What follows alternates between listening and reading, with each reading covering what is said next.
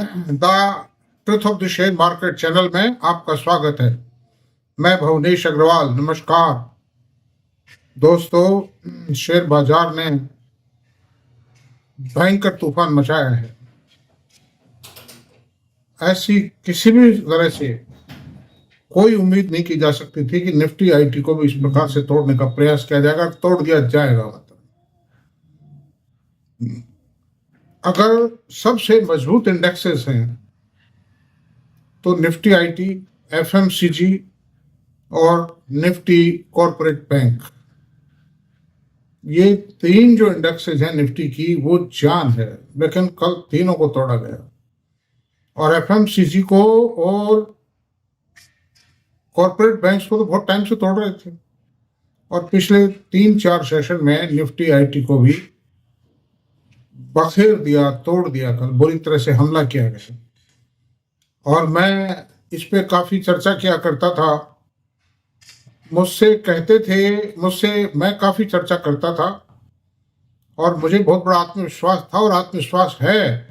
इन घटनाओं से कोई आत्मविश्वास डगमगाए नहीं। कंपनी के फंडामेंटल, शेयर की प्राइस तो गिरती बढ़ती रहती है। आज कोई सटोरिया या कोई बहुत बड़ा इन्वेस्टर मान लो बेच गया शेयर को, इट डजंट मीन कि my confidence and my fundamental of the sector and particular companies has diminished। बिल्कुल नहीं है ये, मतलब आज भी है। लेकिन अब हम विचार करें कि आखिरकार ऐसा हुआ क्यों, इसके लिए जिम्मेदार कौन है। आज की चर्चा का विषय यह है कि 90 लाख रुपए का, 90 लाख करोड़ का जो भारत के शेयर बाजारों में नुकसान हुआ, वो पैसा तो इन्वेस्टर्स का ही है।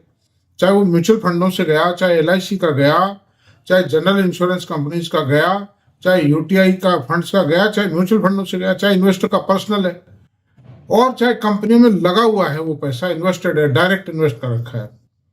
वो सारा पैसा रिटेल इन्वेस्टर का है। म्यूचुअल जो प्रमोटर है भाई, अगर उसकी होल्डिंग की कीमत घटी है तो उसको तो क्या दिक्कत है, वो तो कंपनी का मालिक है।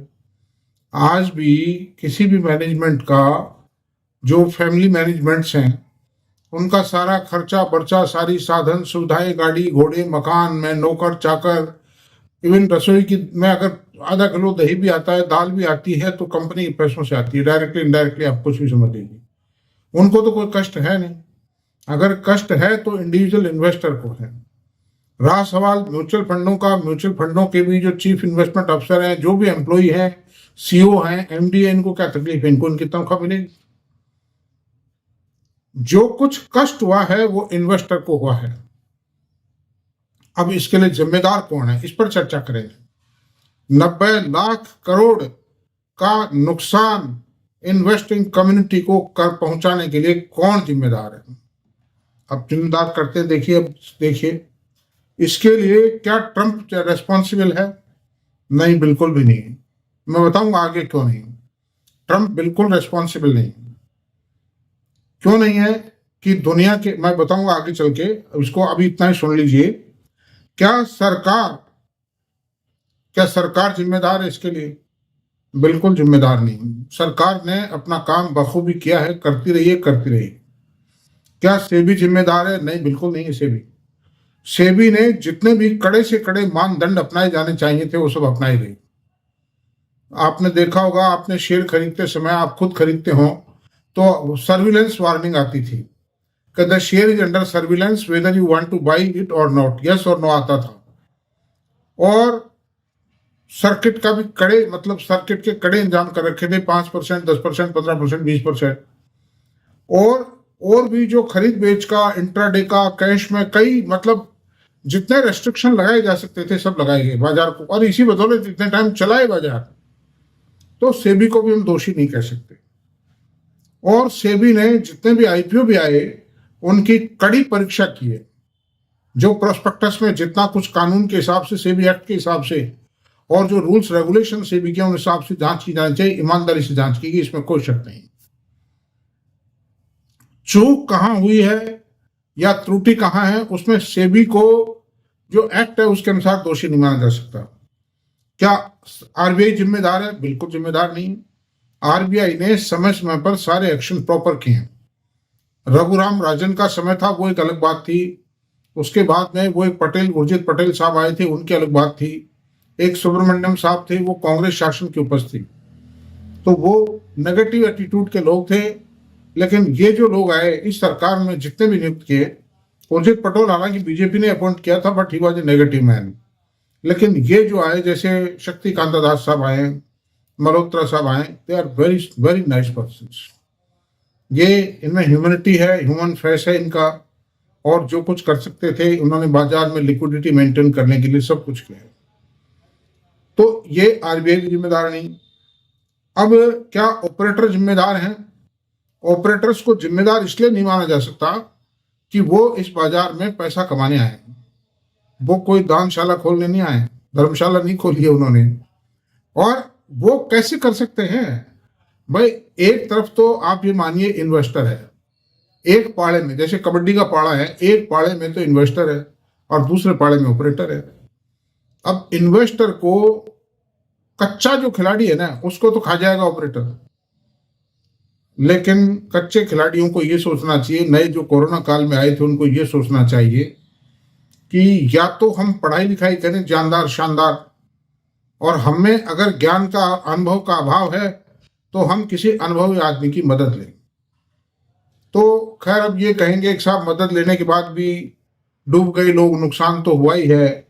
मैं उसमें भी बताऊंगा आपको, उसमें भी नुकसान, एक तो ऐसा नुकसान है जो परमानेंटली हो चुका जिसका कोई इलाज ही नहीं, और एक ऐसा नुकसान जो शेयर टूट गया, कोई बात नहीं, टूटते आए बढ़ते आए, टूट गया रिकवर हो जाएगा, 2 महीने 6 महीने 8 महीने साल भर बाद में वसूल हो जाएगा। भाई डिविडेंड तो आ रहा है ना उसका। जैसे मैं हूँ खाली डिविडेंड से वास्ता रखता हूँ, डिविडेंड ही बहुत है मेरा तो घर चलाने के लिए, मेरे फॉरेन टूर्स और ये गड़बड़ चलाने के लिए डिविडेंड काफी है मेरे को, बल्कि वो भी खर्च नहीं होगा दोस्तों, मैं आपसे बताता हूँ। इसलिए आप ऐसे शेयर खरीदो यार, कम से कम जिसमें डिविडेंड तो आए पूरे टाइम में। अच्छा सर, ऑपरेटर भी रिस्पॉन्सिबल नहीं कहा जा सकता है, after all he is a businessman, और उन्होंने भी इतने खर्चे पाल रखे हैं, बड़े बड़े हाईली पेड एम्प्लॉइज रख रखे हैं, हाईली क्वालिफाइड हैं, 5-5 लाख रुपया महीना उनकी तनख्वाह वो कहाँ से देंगे? और वो भी जो कुछ कर पाए सेबी का जो रूल्स रेगुलेशंस का फ्रेमवर्क था उसी में कर पाए, उससे बाहर तो उन्होंने कुछ किया नहीं। और कुछ इन्वेस्टर, क्या मैनेजमेंट प्रमोटर जिम्मेदार है? ये भी किसी सीमा तक जिम्मेदार नहीं कहे जा सकते, क्योंकि ये बिजनेसमैन है, ये भी पैसे कमाने के लिए आए। क्रेता लॉ ऑफ कॉन्ट्रैक्ट में क्रेता कैविएट एम्पटर, एक थ्योरी है कैविएट एम्पटर लॉ ऑफ कॉन्ट्रैक्ट में, उसके अनुसार ये कि क्रेता सावधान रहेगा, मतलब विक्रेता की कोई ड्यूटी नहीं है, रूल मतलब प्रिंसिपल है कानून के अनुसार। तो आज कंज्यूमर प्रोटेक्शन एक्ट में ठीक है, विक्रेता की भी जिम्मेदारी है, लेकिन क्रेता सावधान रहे। तो इन्वेस्टर अगर अलर्ट नहीं रहा है तो उसको चोट पड़ेगी। वो तो चोट मारने के लिए ही है, मतलब आईपीओ आए, महंगे भाव में आए, एग्जिस्टिंग और पीयर सेक्शन के जो पी रेशो था उससे 1.5-2 गुना पी रेशो पे आए, मतलब आईपीओ सब्सक्राइब हुए, लोगों ने लाइन लगा के सब्सक्राइब किया है। तो मैं कुल मिला के ये कहूंगा कि अगर कोई नुकसान का कारण है, देखिए आईटी सेक्टर टूट गया, आप ये कहेंगे आपका भी तो टूट गया, मेरा आईटी सेक्टर चलेगा और दौड़ेगा और पैसा दे के जाएगा। इतिहास में, शेयर बाजार के इतिहास में मैंने खूब मंदी और तेजी देखी है, और उभर के उससे भी ज्यादा ताकत से उभर के आएंगे।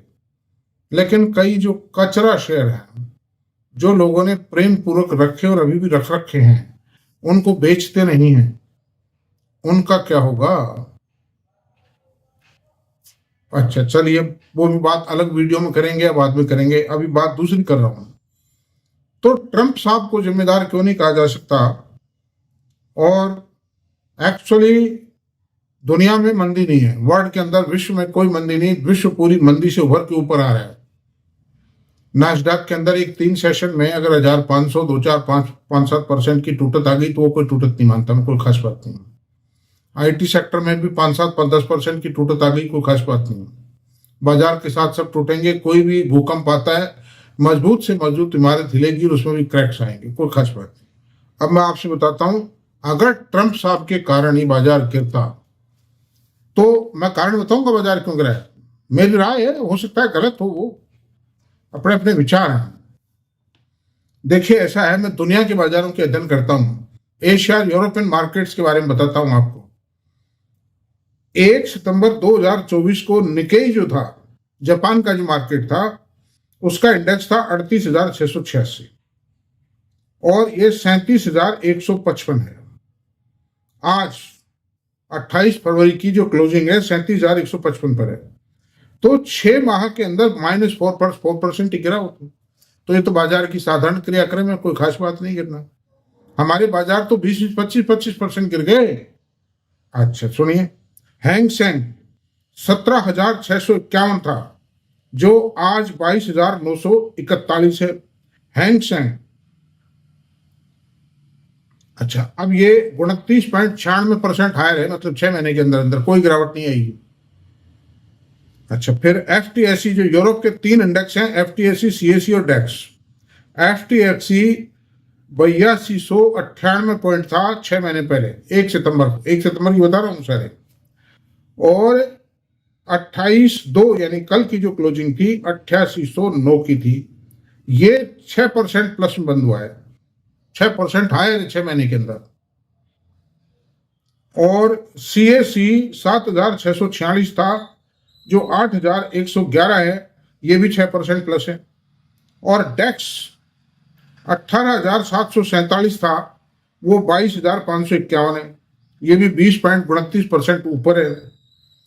अब ताइवान का इंडेक्स, सेमीकंडक्टर चिप बनाता है, सेमीकंडक्टर की धमकी दी है इनको चाइना ने कि मैं सेमीकंडक्टर बंद कर दूंगा, मतलब तुम्हारे इंपोर्ट करना। बढ़ती सेमीकंडक्टर चाइना में, मतलब ताइवान में बढ़ती है सेमीकंडक्टर। तो ताइवान के अंदर इसका जो इंडेक्स था 1 सितंबर को 22,235 था, आज 23,402 है, 5.24% हायर है। कोसक पी 2664 था, 2532 है, केवल मात्र 5% माइनस आया। ये जापान और कोसक पी, ये 2 माइनस में है। और शंघाई चाइना की बात करते हैं, जो सबसे ज्यादा प्रभावित है, जिस पर 20% ड्यूटी इम्पोज कर दी गई है अमेरिका के द्वारा। 2811 था, वो भी 3320 है। कल जरूर वो एक 3-4% गिरा है, कोई खास बात नहीं। ये 10% पहले भी लगाती थी, दुनिया भर की धमकियां भी थी। 18.10% ऊपर है वो मार्केट 6 महीने के अंदर अंदर। और ये तो जब चाइना की हालत खराब थी, चाइना की आज भी हालत खराब है। चाइना का इंपोर्ट गिरता जा रहा है, चाइना से बड़ी बड़ी कंपनियां अपने बोरी बिस्तरे समेट रही है, उस हालत में है ये। तो ये कहना कि ट्रंप के कारण बाजार गिर गया, this can not be the only reason. ये स्लाइट एक जुड़ गया उसमें। ये जो 3-4 कारण मैं भी आपको बताता हूं, उनमें ये कारण भी एक जुड़ गया। अच्छा, अब निफ्टी कितना गिरा है 6 महीने में? 15.81% गिरा है। और पी रेशो क्या है? 1907 है। ये बाद में बात करेंगे अपन, अभी तो आप इतना लीजिए 15.81% गिर गया पिछले 6 महीने में, कल की गिरावट सहित। तो वैसे तो कोई खास बात नहीं, 16% गिरना कोई बहुत बड़ी बात नहीं, गिरते आए, नॉर्मल कोर्स में गिर जाते हैं। और निफ्टी नेक्स्ट 50 77,813 था, जो 57,063 है, सबसे बड़ी गिरावट इसमें आई। 26.67% की गिरावट आई। इसमें लार्ज कैप शेयर है, जो निफ्टी में नहीं है वो इसमें है। 26.67% की गिरावट आई 6 महीने के अंदर निफ्टी नेक्स्ट 50 के अंदर। अब निफ्टी 500, उसमें सारे इंडेक्सेस का सार है, 500 शेयर है इसमें। ये निफ्टी 500 13 सितंबर को 24,489 पॉइंट, 24,489 पॉइंट। आज क्या है? 19,881। कितना गिरा? 18.78% गिरा है निफ्टी 500। ये मान लीजिए आप बेस, ये है सबसे निचोड़ पूरे स्टॉक एक्सचेंज का, इंडिया की का, शेयर बाजार का निचोड़ ये 19% की गिरावट है। अब इनके पी रेशो पे बात कर लेते हैं। चलो पी रेशो की कर लेते हैं, ठीक है। ये पी रेशो निफ्टी का 19.7 है कल की क्लोजिंग के ऊपर। निफ्टी नेक्स्ट 50 का पी रेशो 20.6, ज्यादा नहीं है, बिल्कुल क्वाइट क्या बिलो नॉर्मल है ये इंडिया की ग्रोथ को देखते हैं। और निफ्टी 500 का 21.8 है, इसमें small cap, large cap, mid cap सब है। तो under these circumstances how we can say कि ट्रम्प इज रेस्पॉन्सिबल। मैंने सारा विवरण बताया, पूरे पूरे विश्व का विवरण बता दिया। जहां जहां की मार्केट लिस्टेड है, उनके उनके जो रिजल्ट्स हैं, उनकी ट्रेडिंग के रिजल्ट्स हैं, ग्राफ वगैरह पब्लिश होते हैं, डाटा पब्लिश होते हैं, वो सारा मैंने आपको बता दिया। अगर ट्रेंड का प्रभाव होता तो यूरोपियन मार्केट पर भी वही लागू होता है जो इंडिया पर लागू होता है। इंडिया के लिए कोई स्पेसिफिक सैंक्शन अमेरिका ने कोई जारी नहीं किए। यूरोप पर भी लागू होती है, जापान पर भी लागू होती है, और चीन को जो बजा के रख दिया उस पर भी क्या प्रभाव आया। ये तो ट्रम्प साहब के तो डिसीजंस में खुद ट्रम्प साहब को नुकसान होगा। मतलब अमेरिका का आम आदमी दुख पाएगा। किसी भी देश पर कोई जिद्दी कोई शासक आ जाए तो भाई उसका कष्ट तो उस देश के लोगों को भुगतना पड़ेगा भाई। तो खैर, तो मैं आपसे कहूंगा दोषी कौन है? दोषी बाजार को 4.5 साल चलते हुए हो गए थे, और बाजार बहुत ही हाई प्राइस थे कुल मिला के देखा जाए। भाई बाजार रहा ही नहीं था इस लायक, न तो आपको शेयर खरीद सकते थे, इतने महंगे थे, न आईपीओ में अलॉटमेंट आता था, और मतलब हर तरह के मैनिपुलेशन शुरू हो जाते हैं बाजार के अंदर। आप किसी शेयर का रिजल्ट अच्छा आया, धड़ाधड़ 10% खरीद दिया, 5% सर्किट लग गया उसमें उसी में। तो ये क्या बात, कोई अवसर ही नहीं है इन्वेस्टर के सामने खरीदने का। आप उन रेटों में खरीद करके इन्वेस्ट करोगे तो मरने के काम थे।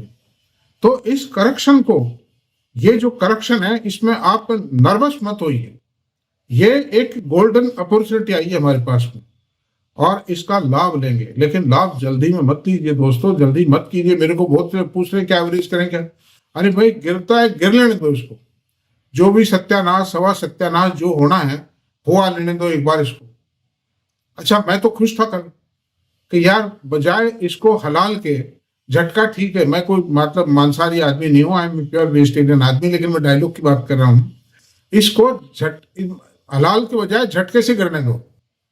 ये 6 महीने से मशक सांसें ले रहा है, धीरे धीरे एक साथ मरमरा जाने दो इसको, खत्म हो किस्सा, ताकि कहानी खत्म, गिर लिया पैदे में आ गए, ताकि फिर सोचे नई रणनीति बनाए, है। तो अंडर दी सर्कमस्टेंसेस दोस्तों किसी को भी दोष मत दीजिए, आप अपना आत्मावलोकन कीजिए। मैंने आप लोगों को खूब समझाया है, पढ़ाया है, और ट्रेडिंग करने के लिए मना किया है, और जो दुनिया भर के शेयर थी उनकी लिस्ट बना के खूब 4-5 दिन पहले भी कहा था मैंने कि इन शेयरों में खतरा है। आप ना माने तो आपकी मर्जी थी, ये आपका पैसा है, आपका डिसीजन, आपका। बाकी ये जो मेरे बताए जो शेयर टूट भी गए, मेरे बताए, मैंने रिकमेंड नहीं किया किसी को भी, मैंने केवल उनका एनालिसिस किया था, उनका अध्ययन पेश किया था आपके सामने। अगर वो गिर भी गए हैं, वो शेयर चढ़ जाएंगे। बाजार में कितनी मंदियां आई, कितनी तेजियां आई, लेकिन अच्छे शेयर तो चले ही भाई। आप क्वालिटी शेयर रखिए, डिविडेंड को एंजॉय कीजिए। तो ऐसी सूरत में ऐसा नहीं है कि साहब हम नर्वस हों। कालिया के जो कोरोना काल के बाद जो लोग आए हैं, ज्यादा आश्चर्य उनको होगा। मैंने तो 42 साल की यात्रा में हर युग देखा है, हर परेशानी झेली है, और उससे आउटकम हुआ हूं मैं, बाहर आया हूं मैं उससे। And I am surviving and I am enjoying my life at this age in the most beautiful possible manner, most comfortable feel करता हूं मैं। मुझे कोई अफसोस नहीं है, एक रत्ती जितना दुख नहीं। 6 महीने बाद से क्या फर्क पड़ता है, खड़ा हो जाएगा पोर्टफोलियो, कहीं भी नहीं जाना है, साल भर बाद से, और क्या होना है। तो दोस्तों संभल के रहें, अध्ययन करें, समय आया है, स्टडीज करें। जो अच्छे अनुभवी लोग हैं, पढ़े लिखे लोग हैं, उनकी बताई हुई बातों का मनन करें, चिंतन करें, टिप की तलाश में ना रहें। जो ये टिप है ना, ये तो जिप है, खा जाती है। इट्स ए लायंस टंग, खा जाती है आदमी को। इसलिए ऐसा ना करें। अब सीखें, समझें कुछ। बाजार हमेशा हरियाली में नहीं चल सकते, मन तेजी इतने लंबे समय नहीं चल सकती, ये ओवर ड्यू था। अब वो ठीक है करेक्ट होगा तो हर चीज हो।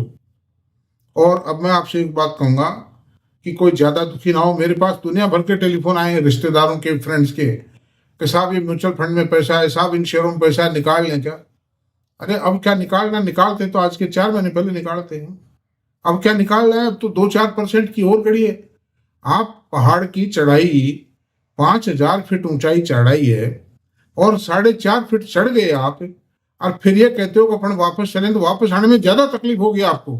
बजाय कुछ 500 फीट की बची हुई चढ़ाई को चढ़ने में, आप 500 फीट चढ़ाई चढ़ने से पहले 2 घंटे विश्राम कर लीजिए, चाय पानी पी लीजिए, सो लीजिए, वहां पर लेट जाइए।